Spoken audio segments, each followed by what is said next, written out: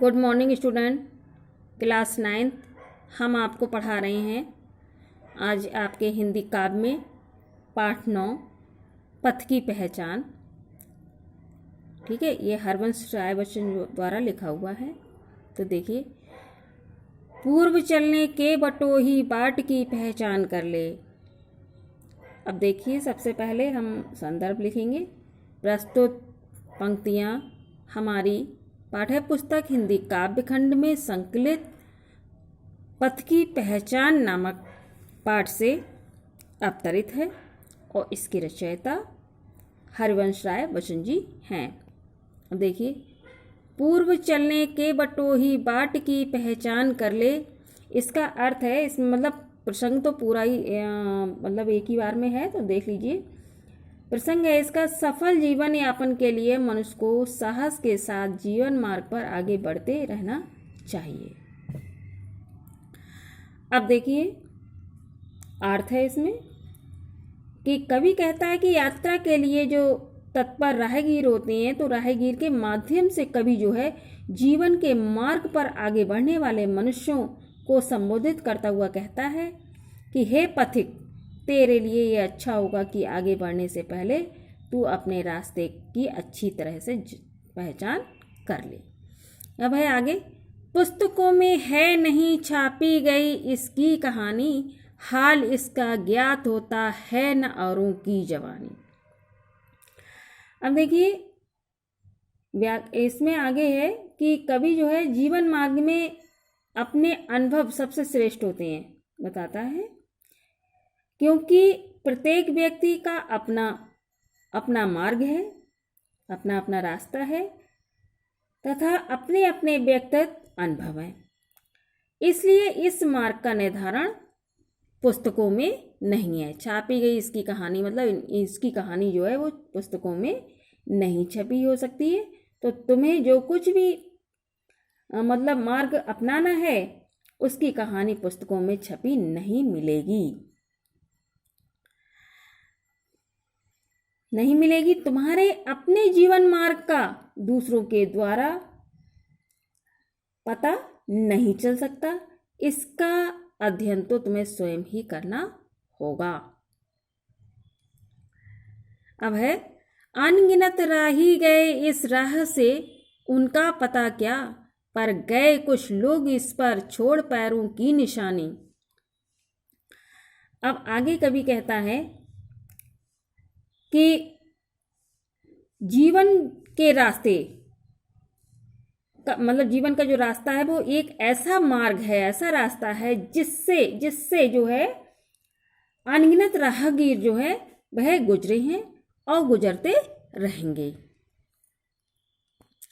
अनगिनत राहगीर गुजरे हैं और गुजरते रहेंगे। किसी के पास इसका लेखा जोखा नहीं है। हाँ, कुछ पथिक ऐसे अवश्य हैं जो जीवन मार्ग पर अपने पैरों की निशानी छोड़ गए हैं। ठीक है, आगे है, यह निशानी मूक होकर भी बहुत कुछ बोलती है, खोल इसका अर्थ पंथी पंथ का अनुमान कर ले, पूर्व चलने के बटोही बाट की पहचान कर ले। तो देखिए, आगे कवि कहता है कि जीवन धारा निरंतर चलती रहती है। जन्म से मृत्यु तक प्रत्येक व्यक्ति इस मार्ग पर चलता है। कुछ लोग इस मार्ग पर अपनी अमिट छाप छोड़ जाते हैं, कभी ना मिटने वाली। ठीक है, वे इतिहास पुरुष माने जाते हैं और उनके पद चिन्ह अर्थात उनकी जो जीवन पद्धति होती है, यद्यपि हमारे लिए मौन है, फिर भी हम उसमें से बहुत कुछ ले सकते हैं। आज उनके मौन, मूक का मतलब मौन मतलब मौन होने पर भी, या मौन की जो क्रियाकलाप हैं वे भी हमारे लिए मुखर हो जाते हैं। मुखर मतलब बोलने लगते हैं, बोल सकते हैं।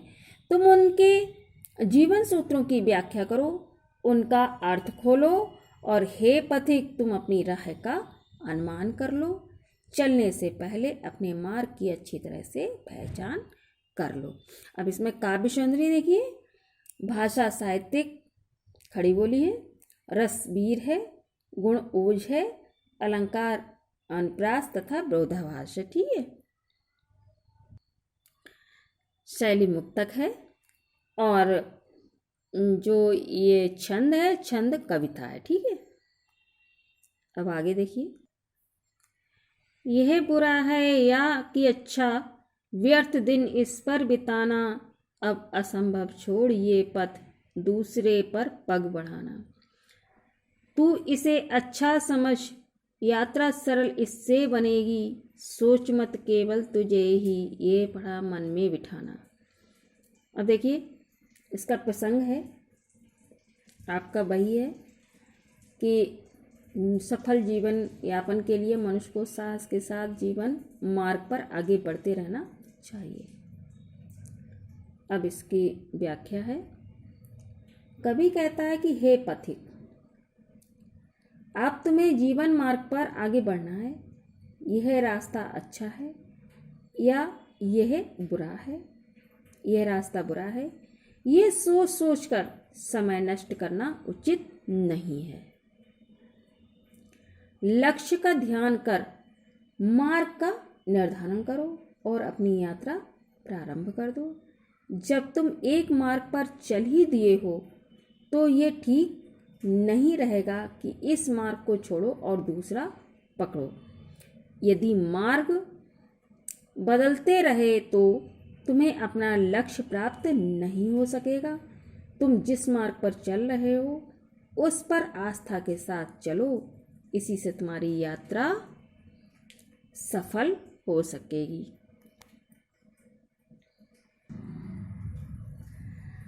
कवि कहता है आगे कि हे राहिगी, हे पथिक, तुम ऐसे अकेले व्यक्ति नहीं हो जिसे अपने मार्ग का निर्धारण करना पड़ रहा है।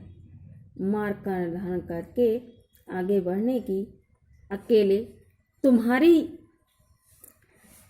ही समस्या नहीं है। ठीक है। क्योंकि तुम्हारे से पूर्व राहगीरों के सामने भी यही समस्या आई होगी। उन्होंने भी निष्ठा के साथ मार्ग का चयन करके पग आगे बढ़ाया होगा। लक्ष्य की सफलता के लिए बार बार माध्यम बदलना उचित नहीं। एक रास्ता चुनो और उस पर चलो। रास्ते का जब चुनाव करते हैं तो चुनाव खूब सोच समझकर करो। विश्वास के साथ आगे बढ़ना ही सफलता की कुंजी है। इस सूत्र पर अपना मन लगाओ और आगे बढ़ो।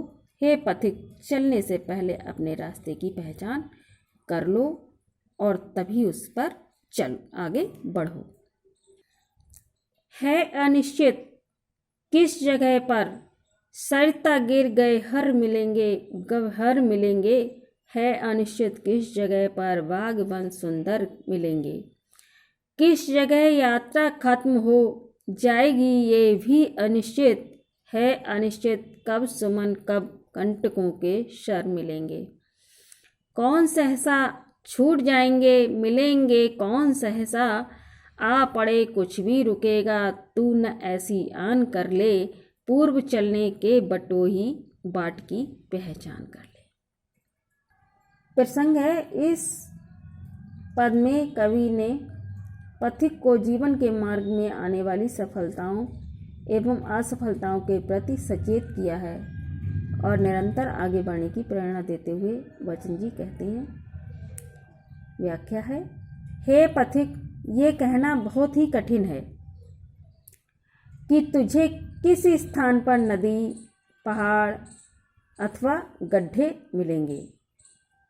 अर्थात ये कहना कठिन है कि तेरे मार्ग में कठिनाइयाँ और बाधाएं कब आकर उपस्थित हो जाएंगी।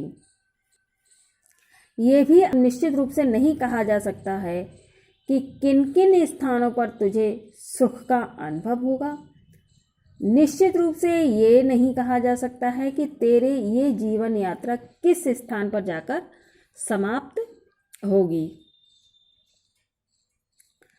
आगे कवि कहता है कि ये बात बिल्कुल भी निश्चित नहीं है कि तुझे कब फूल मिलेंगे और कब कांटों के तीखे बाण जो हैं वो तेरे शरीर में चुभ कर तेरे लिए घायल कर देंगे, यानी कब तुझे घायल कर देंगे। अर्थात कवि का आशय यह है कि ये सब भविष्य के गर्भ में है कि कब तुझे सुख की प्राप्ति होगी और कब दुख की, क्योंकि ये भविष्य के बारे में कुछ नहीं कहा जा सकता। ये कहना भी कठिन है कि मार्ग में तेरी भेंट अचानक किससे हो जाएगी अथवा कब तेरा कोई प्रिय व्यक्ति तुझसे बिछुड़ जाएगा। ये कवि कहता है कि मिलन और बिछोए कब और कहाँ होगा ये कहा नहीं जा सकता। हे पथिक, हे राहगीर, तू अपने मन में ये दृढ़ प्रतिज्ञा कर ले कि तेरे मार्ग में चाहे कितनी भी कठिनाइयाँ आएं, लेकिन तू फिर भी उन सब का धैर्य और साहस के साथ सामना करेगा और बिना रुके अपने मार्ग पर निरंतर आगे बढ़ता जाएगा। और अंत में कवि फिर कहता है कि हे पथिक, हे राहगीर, तू अपने रास्ते पर आगे बढ़ने से पहले अपने रास्ते को अच्छी तरह से समझ ले, जिससे तेरे यात्रा मार्ग में आने वाले सारे सुख और दुख पर भली प्रकार तू विचार कर ले।